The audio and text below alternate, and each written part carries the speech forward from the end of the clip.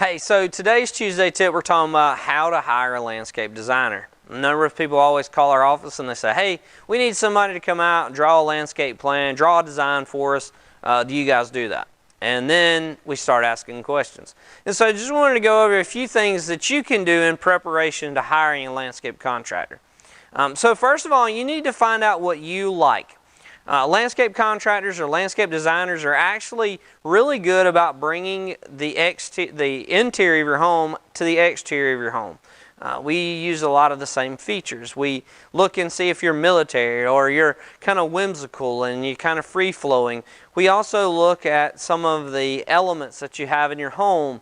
We look at where your kitchen window is at, or where your breakfast window is, or your dining room window, and where you're going to get the most impact out of a design.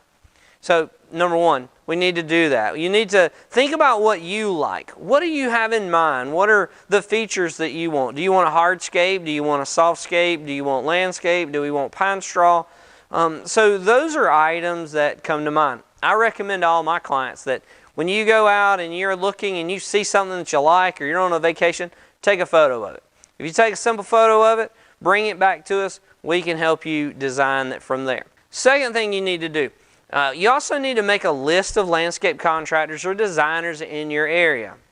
Realize that designers in your area, they can vary. You can have a high-end landscape designer, you can have someone who can draw just plans or simple sketches. You really have to figure out what you're looking to do, and what you're looking to start with your project. This is a key role or a key point in the project, in the process. Because if you don't have a designer and you don't have a good quality design, then a lot of times you lose a lot of your focus or you lose a lot of your vision for the property. For an example, if you wanted to build a house, you don't go out, clear a piece of land one day, and then just start building a house. And then you realize, we really should have built a 3-bedroom instead of a 2-bedroom. Or, well, I wish we had a light socket over there. So we don't do that. It's not recommended either. And so it's the same with the landscape. Because you're making a big investment in the landscape, so we want to make sure that we entail all the elements that you were looking for in your landscape. So make sure you take that list of qualifications and those designers, and we'll look at those in a second. The third thing is to choose a landscape designer or contractor. Sometimes in our industry and in our market, those can actually be one. In our company, we can design the landscape and we can put it in. Some companies strictly do design. Some companies strictly do installation.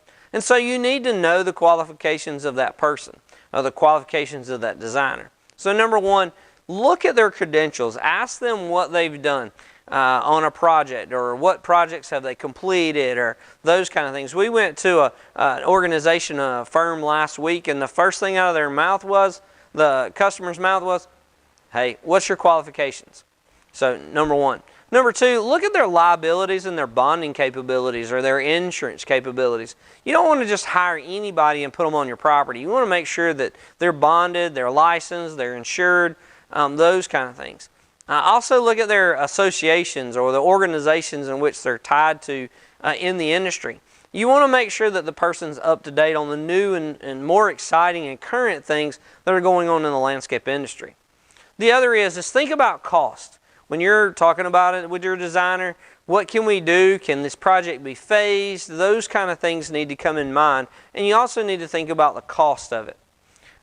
Another thing that we recommend our customers to look at is some prior projects or some past performance. What are some projects that you've done in the area? What are some customers you've worked for in the area?